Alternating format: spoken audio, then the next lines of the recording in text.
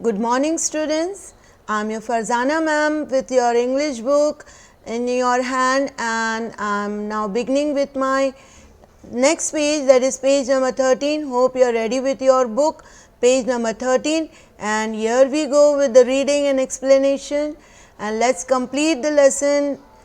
Let's see what has happened now next. It's they were both talking, and while their two parties were playing football, and these two captains of the troops were sitting and sharing their views, and they were enjoying their football played by their soldiers or with each other. So sad to say what how he continued now. Macpherson कूनी से जो address कर रहे हैं letter, fridge one, उन्होंने क्या बोला कि ये जो फुटबॉल गेम खेले थे, it was won by Fritz. Obviously it is the game of Germany, so they have to win 2-1, यानी कि इंग्लैंड का 1 गोल हुआ और जर्मनी साइड का 2 गोल्स हुए. But as Hans Wolf generously said, our goal was wider than theirs, so it wasn't quite fair.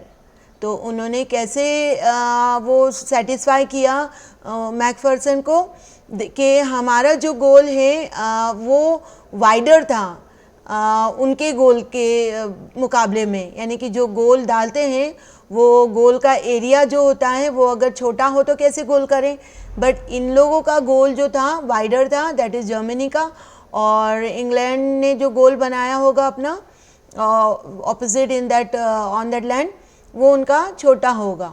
तो वो कोई क्वाइट फेयर नहीं था. ऐसा किसने बोला? Who said? It was said by Hans Wolf. The time came and all too soon when the game was finished, the snaps and the rum and the sausage had long since run out, and we knew it was all over. I wished well and told him I hoped he would see his family again soon, that the fighting would end and we could all go home. I think that is what every soldier wants on both sides. Hans Wolf said. Take care, Jim Macpherson. I shall never forget this moment, nor you. He saluted and walked away from me slowly, unwillingly. I felt he turned to wave just once and then became one of the hundreds of grey-coated men drifting back towards their trenches. That night back in our dugouts, we heard them singing a carol and singing it quite beautifully. It was still natched, silent night. Our boys gave them a rousing chorus of while shepherds watched. We exchanged carols for a while and then we all fell silent. We had had our time of peace and goodwill, a time I will treasure as long as I live. So what is the explanation of this whole page? It's they were playing, then obviously as you came to know, I have explained that Fritz side won the game by 2-1, and Hans Wolf generously said, यानी कि खुले दिल से उन्होंने बोल दिया कि नहीं ये फेयर नहीं था. क्यों? क्योंकि गोल का जो स्पेस था उनका फ्रिज का बड़ा था और इंग्लैंड का जो टॉमी थे उनका छोटा था, तो ये फेयर नहीं था. फिर भी दे इंजॉयड, और सून एक वक्त आ गया कि उनको अब एक दूसरे से डिपार्ट होना है, अलग होना है. उन लोगों की जो चीज़ें थी, जो खाने पीने की, rum, drinking and all, sausage, ये सब ख़त्म हो चुका था. Run out means almost all over, eatable things were over, and we knew it was all over, यानी कि उनका गेम भी ख़त्म हो गया था. आई विश हैंड्स, एक दूसरे से उन्होंने बोला कि तुम अच्छे रहो, हम जैसे बाय करते हैं, okay, wish you good luck and all for your family. और हमारे मैकफर्सन ने हैंस को बोला कि तुम सून अपनी फैमिली से जाके मिलो, क्योंकि उनके बेबी अभी छोटे ही थे. That the fighting would end and we could all go home, और एक दूसरे से बोला कि जल्द से जल्द हम अपने घर चले जाएं. I think that is what every soldier wants. और ये मैकफर्सन के हिसाब से क्या सभी चाहते हैं कि हम जल्दी से वो वॉर ख़त्म हो और हम हमारे घर चले जाएं ऑन बोथ द साइड्स। और ये किसने बोला? हैंस वुल्फ ने। और हैंस वुल्फ ने जिम मैकफर्सन को अच्छे रहने के लिए बोला, टेक केयर करने के लिए बोला आगे की लाइफ में, और एक दूसरे से बोला कि हम ये जो एक दूसरे के साथ वक्त बिताया है ये हम कभी नहीं भूलेंगे। फिर जो हैंस वुल्फ हैं वो खड़े हुए, सल्यूट किया उन्होंने मैकफर्सन को, और धीरे धीरे वो ना चाहते हुए भी अपने लोगों के साथ हो लिए। ही वंस एक बार उन्होंने वेव करने के लिए मुड़े और फिर इस तरह गायब हो गए जैसे कि वो कभी आए नहीं थे। He drifted himself back to the trenches. Trenches means deep जो होल होते हैं ग्राउंड में बने हुए, जो हमारे सोल्जर्स उसमें छुपते हैं। ओके, दैट नाइट, और उस रात वो दोनों साइड से उन लोगों ने कैरल्स गाए जो क्रिसमस का बहुत बड़ा हिस्सा होता है। ओके, और जर्मन साइड से उन्होंने कौन सा कैरल गाया? साइलेंट नाइट का।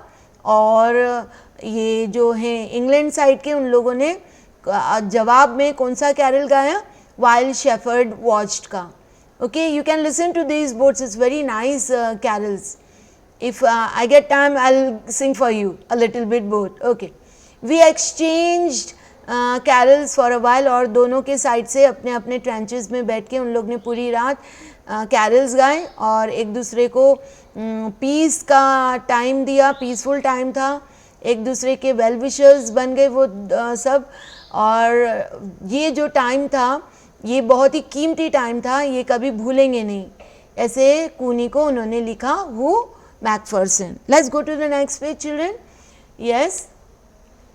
Dearest Cooney, by Christmas time next year, this war will be nothing. और next year तक जब दूसरा क्रिसमस आएगा, ये वॉर जो है कुछ भी नहीं रहेगा हमारे लिए। It will be just like a memory, terrible memory की तरह रहेगा। टेरेबल मतलब एक थोड़ा दुख भरा मेमोरी रहेगा। I know from all that happen today how much both आर्मीज long for piece. तो ये सब जो हुआ, ये इससे पता चला कि दोनों के साइड के जो आर्मीज़ हैं वो कभी नहीं चाहते हैं एक दूसरे के साथ लड़ना। उन लोग हमेशा पीसफुल लाइफ चाहते हैं। We shall be together again soon, I am sure of it. और ये जो उन्होंने लेटर एंड किया योर लविंग जिम करके।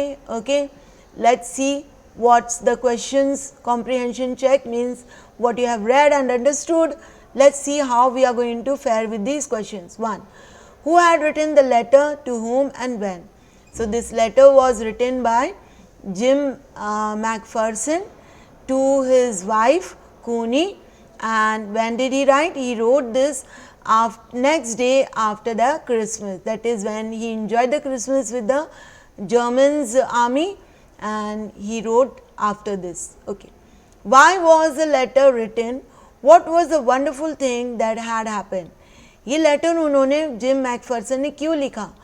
क्योंकि इनको ये बताना था कि दोनों पार्टी जो लड़ने के लिए मौजूद थे, उधर वॉर हो रही थी, उस वॉर में उन लोगों ने एक दूसरे के साथ हंस बोल के बातें किया, पूरा दिन गुजारा और एक दूसरे का खाना खाया, एक दूसरे के साथ अपनी पूरी फीलिंग्स शेयर की और ये बताया कि हम किस तरह एक दूसरे के साथ पीसफुली रहना चाहते हैं। और बाद में फिर उन लोग ने फुटबॉल मैच भी खेला। फिर हार जीत तो होती ही रहती है इन योर गेम्स, ऐसा कुछ फाइट ही नहीं हुआ कि तुम क्यों जीते हम क्यों जीते। So it was a really very ऐसी बात हो गई जो कभी हुई नहीं होगी लाइफ में। हम भी नहीं सोचेंगे कि जिससे हम वॉर कर रहे हैं उनके साथ हम अपना खाना शेयर करेंगे, फिर गेम खेलेंगे, फिर बाद में रात को पूरी रात हम एक दूसरे का जवाब गाने में जवाब देंगे बाय सिंगिंग कैरल्स। तो ये एक बहुत ही वंडरफुल बात था जो मैकफर्सन को अपनी वाइफ से शेयर करना था। He wanted to share this. Okay, you are going to share these answers to me in your own words, children. 3. What jobs did Hans Wolf and Jim Macpherson have when they were not soldiers? So your Hans Wolf was a teacher and Jim Macpherson was a cello player in an orchestra. If furthermore you know, let me know. 4. Had Hans Wolf ever been to Dorset? Hans Wolf कभी Dorset में आए जहाँ पर ये हमारे McPherson रहते थे? No, he never. He came to know about Dorset through reading his novels from Thomas Hardy. Why did he say he knew it? क्योंकि अभी मैंने बोला he knew it because he got all these information by reading the novels of Thomas Hardy. He is an England writer. He is an English writer. He is from England. Okay, children? Yes. 5. Do you think Jim McPherson came back from the war? How do you know this? According to the reading, McPherson never returned back to his wife because he left the letter and he wanted the answer. The letter was oh God, it is taken by this person who is the author of this lesson, and he is reading this letter written by McPherson to his wife, and because of these understanding and reading we come to know that he never came back. Okay. So, let us see read this para also, it is very interesting children, the third part of this lesson. I folded the letter again and slipped it carefully back into its envelope. Now, who was reading this? The man who had bought the drawer, that is the desktop, and in this desktop, in the secret drawer, he got this letter. So, he kept the letter back, he folded it, he kept it back into the envelope. I kept away all night. By morning, I knew what I had to do. I drove into Bridport, just a few miles away. I asked a boy walking his dog where Cooper Beeches was. House number 12 turned out to be nothing but a burned out shell. The roof gaping, the windows boarded up. I knocked at the house next door and I asked if anyone knew the whereabouts of a Mrs. McPherson. Oh yes, said the old man in his slippers. He knew her well. A lovely old lady, he told me, a bit muddled headed, but at her age she was entitled to be, wasn't she? 101 years old. She had been in the house when it caught fire. No one really knew how the fire had started, but it could well have been candles.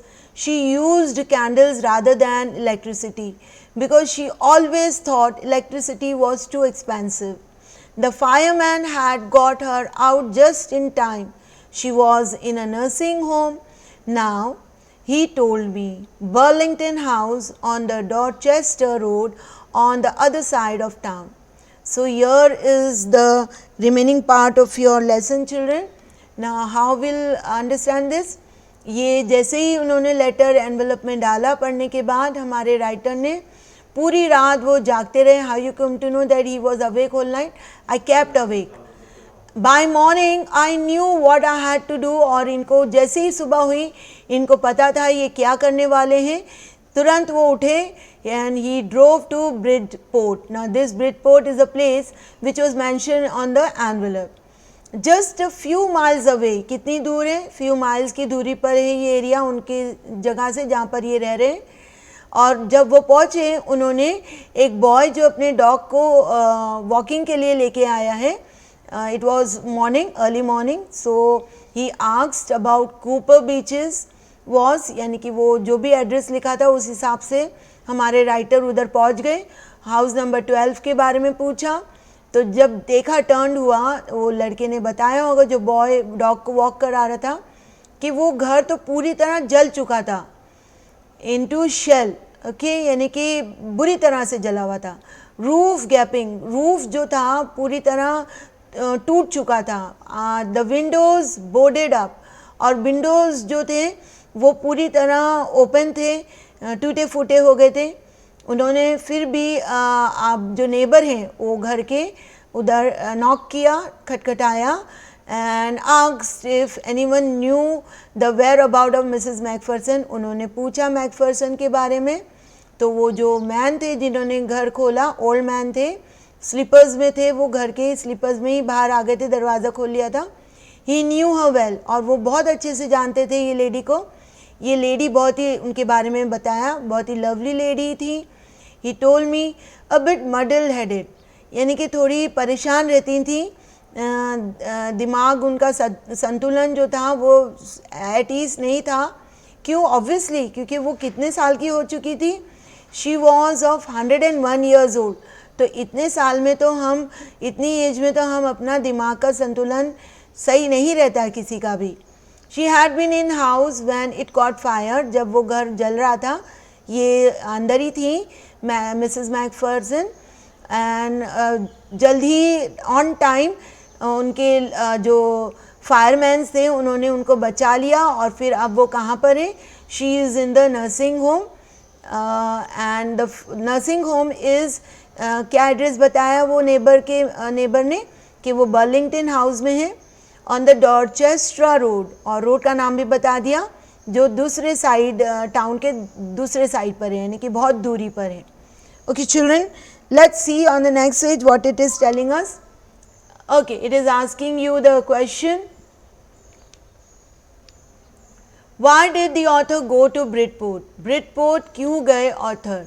क्योंकि letter में जो address लिखा था, address जो था वो Mrs Macpherson का था, यानी कि उनके घर का एड्रेस था ब्रिडपोर्ट पे, इसलिए वो उनको लेटर देने के लिए author went to Bridport to hand over the letter to Mrs Macpherson. How old was Macpherson now? Where was she? तो मैकफर्सन लगभग 101 years की थी, and she was in the nursing home which was in Burlington. Okay, I found Burlington House nursing home easily enough. There were paper chains up in the hallway, and a lighted Christmas tree stood in the corner with a lopsided angel on top. I said I was a friend come to visit Mrs. Macpherson to bring her a Christmas present. I could see through into the dining room where everyone was wearing a paper hat and singing. The matron had a hat on too and seemed happy enough to see me. She even offered me a mince pie. She walked me along the corridor. Mrs. Macpherson is not in with the others. She told me she is rather confused today, so we thought it best if she had a good rest. She had no family, you know, no one visits, so I'm sure she'll be only too pleased to see you. She took me into a conservatory with wicker chairs and potted plants all around and left me.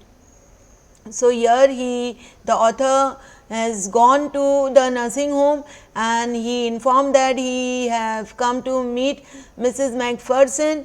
और सब उधर क्या क्या था, पूरा Christmas tree सजा हुआ था जिसके ऊपर एक लॉप साइडेड एंजल था। वो क्रिसमस ट्री पे एंजल मतलब फरिश्ता बना हुआ था ऊपर ट्री के ऊपर।